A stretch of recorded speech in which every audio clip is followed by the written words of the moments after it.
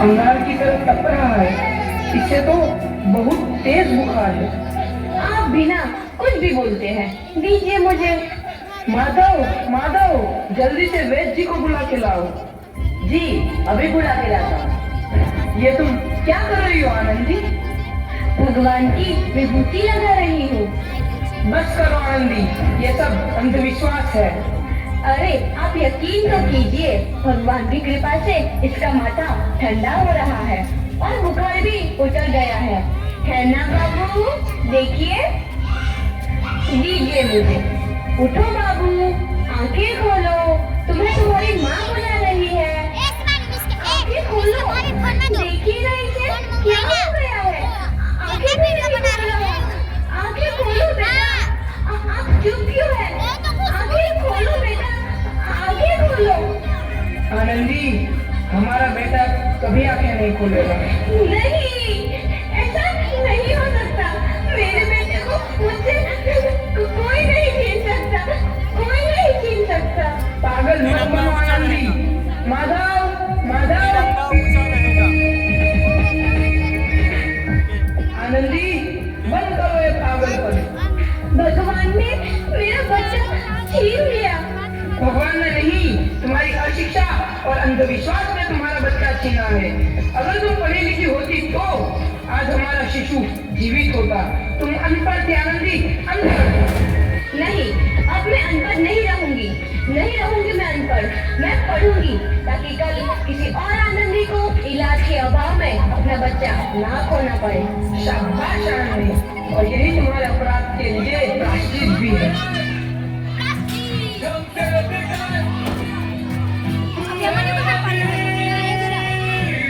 आनंदी, तुम्हारी 12वीं का परिणाम आ गया है। तुमने पूरे कॉलेज में प्रथम स्थान अर्जित किया है। आनंदी, तुम्हारी मेहनत रंगलाई है। तुम्हें शिक्षा वृत्ति मिली है। ये लो तुम्हारे अमेरिका जाने की टिकट। मुझे शिक्षा वृत्ति मिल गई, मैं अमेरिका जा रही हूँ। पर ये सब मैं अकेले कैसे कर पाऊंगी? दीदी, अपने आप को इतना कमजोर क्यों समझ रही हो? फिर इतना पढ़ने लिखने का क्या फायदा? तुम अभी गंवार की गंवार नहीं हूँ मैं अब गंवार।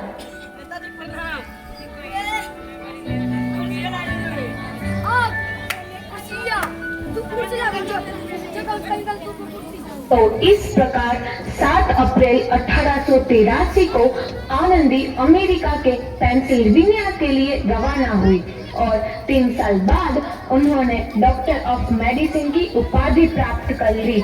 इधर आनंदी के पिता की तबीयत बहुत खराब है। आगे क्या होता है देखते हैं। लगता है अब मेरे जाने का समय आ चुका है। अब मैं नहीं बचूंगा। ऐसा मत बोलो।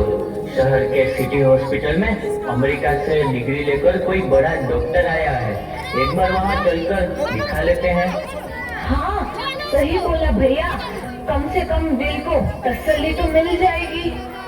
हाँ, चलो चलो जल्दी हॉस्पिटल चलते हैं।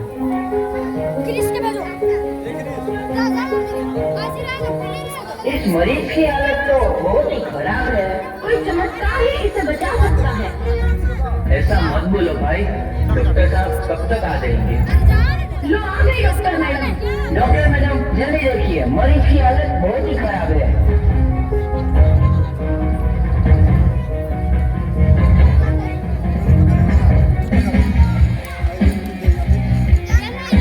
अब आप बिल्कुल ठीक हैं। मौत के मुंह से आपको बचाया है डॉक्टर मैडम ने। डॉक्टर साहब ने मुझे बचा लिया। मुझे मिलना है डॉक्टर साहब से। डॉक्टर साहब नहीं, डॉक्टर मैडम बोलो। डॉक्टर मैडम, उन्होंने ही तुम्हें जीवन दान दिया है। लो आ गई डॉक्टर मैडम, मिल लो उनसे। डॉक्टर मैडम, आपका बहुत बहुत धन्यवाद। आपने मेरी जान बचाई। इसके बदले में मैं गरीब भला आपको क्या दे सकता हूँ? वचन चाहिए मुझे कि कभी ये नहीं कहोगे कि लड़कियां कुछ नहीं कर सकती। वचन? ये कैसा वचन? अरे श्यामलाल, तुमने पहचाना नहीं? तुम्हारी बेटी आनंदी। आनंदी? मेरी बेटी आनंदी? डॉक्टर? हाँ बापू, वही आनंदी जिसके लिए बचपन में तूने चूल्हा और दूल्हा के अलावा कुछ नहीं सोचा था। आनंदी, आनंदी मेरी बेटी, मुझे माफ कर दे, मैं तेरा गुनहगार हूँ बेटी। नहीं नहीं बापू, वही आनंदी जिसके हाथ पीले करके तुम उसकी सारी जिंदगी काला कर देना चाहते थे। माफ कर दे मुझे मेरी बच्ची, माफ कर दे, मैं तेरा अपराधी हूँ मेरी बच्ची, माफ कर दे। नहीं बापू, मैंने तो तेरा एहसान चुकाया है। याद है ना अपना एहसान जो बचपन में तुमने मुझ पर किया था? ताने सुनाकर जीते जी मार डाला था मुझको। अब बोल, और किसको मारेगा? आनंदी बेटी, मुझे माफ कर दे मेरी बच्ची, मैं तेरा गुनहगार हूँ। बापू, आपने ही तो बोला था किताबें सिर्फ बेटों के हाथ में अच्छी लगती है, बेटियों के हाथ में तो सिर्फ मेहंदी। बेटों और बेटियों में फर्क करना आंखों में फर्क करने समान है।